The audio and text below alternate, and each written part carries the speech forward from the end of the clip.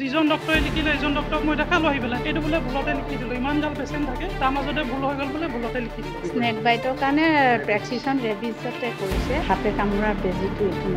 নহয় মই ছুপাৰিণ্টেণ্ডেণ্টৰ ৰুমত মই গৈ পেলাই অফিচত গৈ পেলাই মই ক'লোগৈ ভুলটোতো একো হোৱা নাই মোৰটোতো ভুলটো দেখা নাই মোৰ ওচৰত আহিছিলে মোৰ ওচৰত অহা নাই মোৰ ওচৰত মোৰ ডক্টৰ মন্টু যাদৱ চিমটমছ নাথাকিলে নিলিখিব পাৰিব পাহৰি গ'ল নহয় এডমিশ্যন লিখিব লাগিছিলে মই এইটো ভাবিছোঁ মই কেতিয়াবা এটেণ্ডেণ্টে কয় নালাগে যাওক আমি তো আমি কয় কিবা তেতিয়াহ'লে আপুনি গুচি আহিব এডমিশ্যন নিলিখিব যদি মই ভাবা নাই মই মোক এডমিশ্যন নালাগে তেতিয়াহ'লে নিলিখিব পাৰিম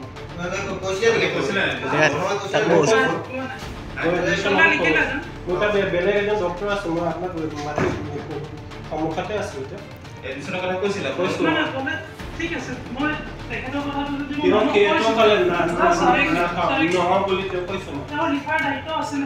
আপোনাৰ ফাৰ্মাচীত ইনজেকশ্যন ল'বলৈ গ'লোঁ বাইদেউগৰাকীয়ে ক'লে যে এইটো ডগ বাইট ফটো লাগিব পাছপৰ্ট চাইজ ফটো লাগিব তাৰপৰা বাইদেউক কৈ দিলে যে পাছপৰ্ট চাইজ ফটো কিয় কাম লাগে এইটো স্নেক বাইটহে হয় নহয় বোলে ইয়াততো বোলে ডগ বাইটৰ ইনজেকশ্যন লিখা আছে সেই তেতিয়া কথাটো গম পোৱা গ'ল যে স্নেক বাইটত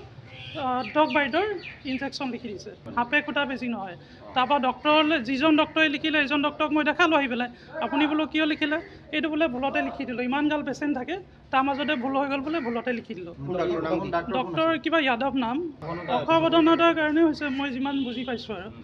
তেখেতে যেতিয়া মই গৈ সুধিলোঁ আপুনি কিয় লিখিলে তো বৰ ইজিলি কথাটো ল'লে এই হ'ব বোলে এইটো হৈ যায় কেতিয়াবা তো লৈ লোৱাৰ পিছত কি হ'লহেঁতেন মই এইটো জানিবলৈ ছুপাৰিণ্টেণ্ডেণ্টৰ ওচৰলৈ আহিছিলোঁ তেখেত নাই এতিয়া মই যিহেতু তাত লিখা আছে ছাইডত স্নেক বাইট বুলি গতিকে স্নেক বাইটত মই হেৰি কৰিবলৈ নিদিলোঁ আৰু স্নেক বাইটৰ কাৰণে প্ৰেছক্ৰিপশ্যন ৰেবিজতে কৰিছে এণ্টি ৰেবিজ হয়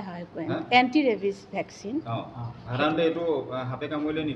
সাপে কামুৰিলে মানে আণ্ডাৰ অবজাৰ্ভেশ্যন ৰাখিব লাগে আৰু সেইটো কাৰণে তাত লিখা নাছিলে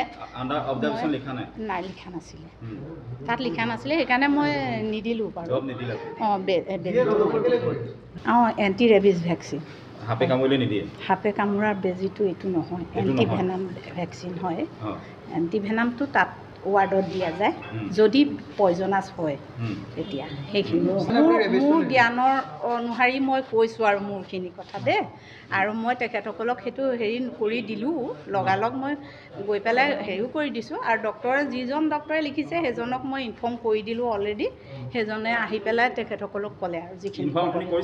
হয় এতিয়া মই নহয় মই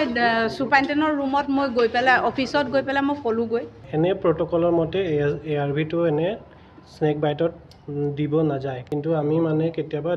মানে আমি কি হয় মানে ৰেবিজটোতো বহুত এটা হেৰি জানলেৱা বেমাৰী বুলি কয় তো আমি সেইটো প্ৰিভেণ্ট কৰিবৰ কাৰণে আমি এণ্টি ৰেবিজ ভেকচিনটো দি দিওঁ তেতিয়া মোৰ ভাল লাগিলে এতিয়াতোতো দুঢ়া সাপে কামুৰিছে নন পয়জনাছ আছে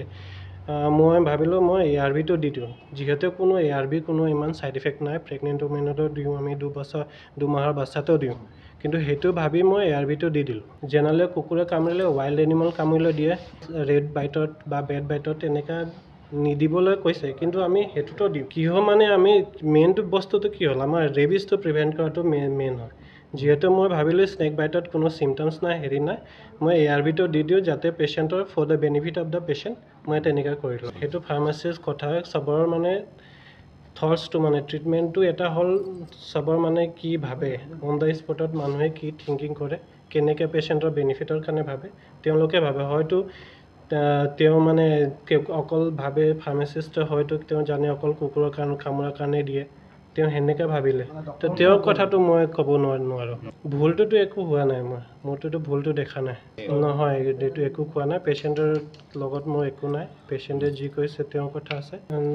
মোক কনচাল্ট কৰা নাই হয় মই পোৱা নাই তেওঁক মোৰ ওচৰত আহিছিলে মোৰ ওচৰত অহা নাই মোৰ ওচৰত